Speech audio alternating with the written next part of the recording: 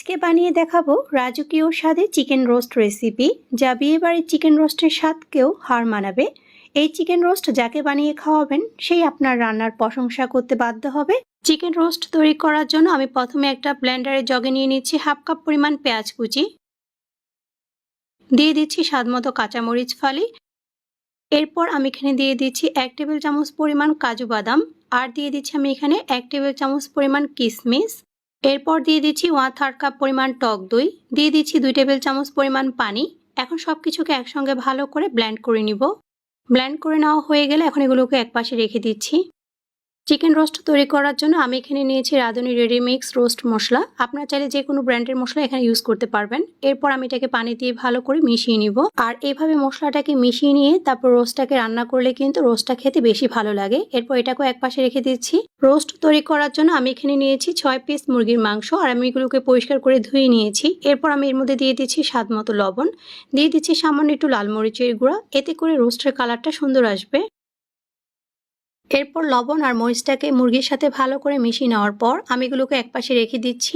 এখন চুলায় প্যানের মধ্যে দিয়ে দিয়েছি পরিমাণ মতো তেল। তেলটা ভালো করে গরম হয়ে এলে এখন আমি এখানে দিয়ে দিচ্ছি হাফ কাপের মতো পেঁয়াজ কুচি। এখন পেঁয়াজ কুচিটাকে ভেজে আমি বেরেস্তা তৈরি করে নিব।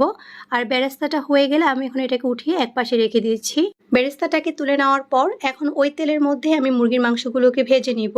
আর মুরগির মাংসগুলোকে কিন্তু খুব বেশি ভাজার দরকার নেই, এপিট ওপিট হালকা লালচে বাদামি করে ভেজে নিলেই হবে।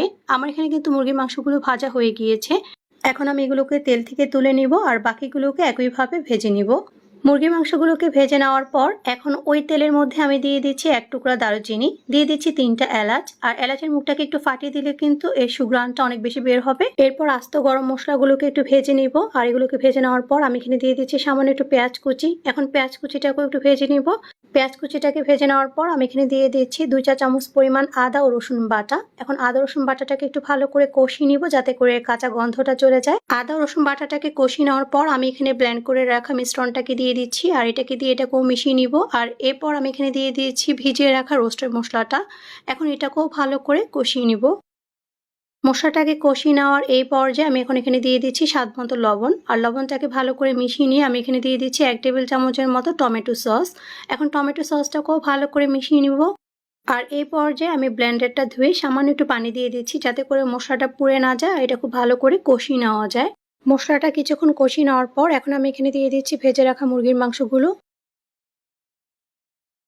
মুরগির মাংসগুলোকে দেওয়ার পর এগুলোকে মশলার সাথে খুব ভালো করে কিছুক্ষণ কষিয়ে নিব।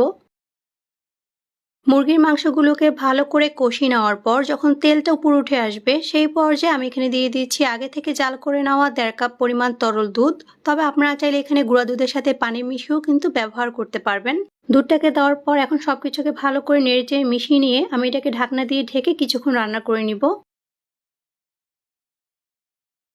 কিছুক্ষণ রান্না করে নেওয়ার পর আমার এখানে কিন্তু রোস্টের ঝোলটা দেখতেই পাচ্ছেন ঘন হয়ে এসেছে, আর সেই সাথে মুরগির মাংসটাও কিন্তু খুব ভালো করে সিদ্ধ হয়ে গিয়েছে। আর এই পর্যায়ে আমি এখন এখানে দিয়ে দিচ্ছি 3টা আলু বোখারা। এরপর এখানে কিছু খোসা ছাড়ানো কাঠবাদাম কুচি দিয়ে দিচ্ছি, আর দিয়ে দিচ্ছি ভেজে রাখা পেঁয়াজ বেরেস্তা। এরপর কয়েকটা আস্ত কাঁচামরিচ দিয়ে দিচ্ছি, আর দিয়ে দিচ্ছি এখানে স্বাদ মতো চিনি। দিয়ে দিচ্ছি এখানে 2 চা চামচ পরিমাণ গুঁড়া দুধ। আপনারা গুঁড়া দুধের পরিবর্তে এখানে মাও ব্যবহার করতে পারবেন। এরপর আমি এখানে 2 চা চামচ পরিমাণ ঘি দিয়ে দিচ্ছি।